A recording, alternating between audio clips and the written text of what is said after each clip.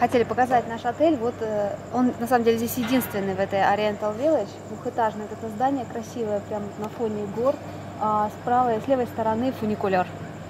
Так что мы завтра прям с утра как проснемся. В 9:30 открывается фуникулер. Стоимость туда-обратно прокатиться 30 рингит. Это получается 300 рублей на человека. Вот. Но мы еще хотим сходить на 6D кино. Вот там есть комбинированный билет, фуникулер и 6D кино.